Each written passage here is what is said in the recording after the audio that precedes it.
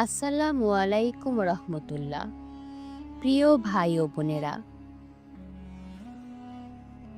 আশা করি আল্লাহর রহমতে সবাই ভালো আছেন।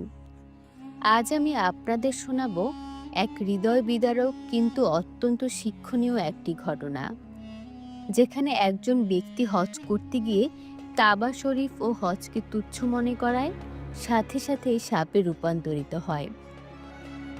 এই কাহিনী আমাদের সতর্ক করে, আল্লাহর ঘর, হজ বা ইসলাম নিয়ে অবজ্ঞা করলে তার ফলাফল কতটা ভয়ঙ্কর হতে পারে। ঘটনাটি বহু বছর আগের। বাংলাদেশের এক ধনী ব্যবসায়ী হজ করতে যান মক্কা শরীফে। সবকিছুই ভালো চলছিল। তাওয়াফ, সাই, আরাফাত সবকিছু ঠিকঠাক মতো করে তিনি ফিরে এলেন দেশে।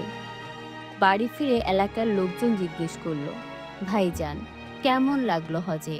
মক্কা শরীফ তো দেখলেন, অনুভূতি কেমন?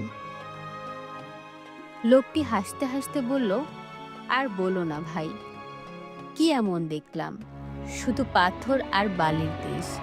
এই জায়গায় হজ করতে গিয়ে লাভ কি? এমনিতেই খরচ, কষ্ট, ভিড় কিছুই ভালো লাগেনি। তার এই কথাগুলো উচ্চারণ করা মাত্রই হঠাৎ সে কাঁপতে শুরু করলো। তার চোখ বড় বড় হয়ে গেল, মুখ থেকে শ্বাস প্রশ্বাস বন্ধ হয়ে গেল। লোকজন চারপাশে ভিড় জমানো। কেউ কিছু বুঝে ওঠার আগেই তার শরীর বাঁকতে শুরু করলো, হাড়গুলো যেন মুচড়ে গেল। মাত্র কয়েক সেকেন্ডে সে একটি সাপের আকার ধারণ করলো। মানুষ ভয়ে চিৎকার করে ছুটে পালালো। কে যেন বলল, এটা নিশ্চয়ই কাবা শরীফকে অপমান করার গজব। আরও একজন বলল, এ হলো হজ নিয়ে ঠাট্টা করার পরিণাম।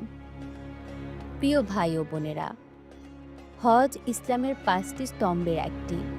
এই হজ আল্লাহর ঘরে যাওয়া, তাওবার স্থান, ক্ষমার দরজা। এটা কোনো দুনিয়ার সফর না, এটা আখিরাতের সফলতার চাবিকাঠি। আল্লাহ তাআলা বলেন, যে কেউ আল্লাহর নির্দেশসমূহের সম্মান করে, নিশ্চয়ই তার হৃদয়ের তাকওয়াই প্রমাণ। সূরা হজ আয়াত 32। আর কেউ যদি এই মহান স্থান ও ইবাদতকে তুচ্ছ মনে করে, তবে সে নিজেই নিজের ধ্বংস ডেকে আনে। প্রিয় দর্শক, আপনি কি কখনো হজ করতে যেতে চেয়েছেন? তাহলে নিচে কমেন্ট করুন, ইনশাল্লাহ আমি একদিন হজে যাব।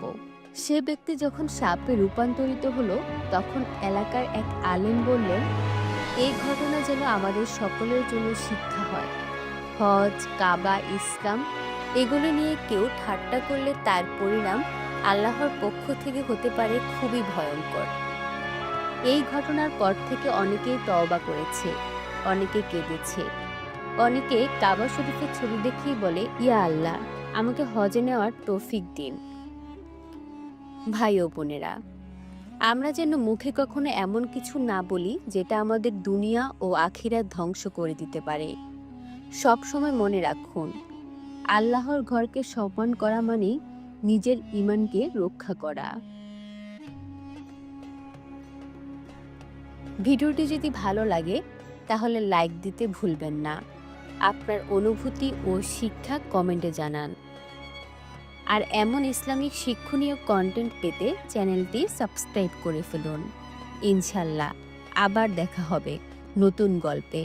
ততদিন পর্যন্ত ভালো থাকুন, আল্লাহর হেফাজতে থাকুন। আসসালামু আলাইকুম রহমতুল্লাহ।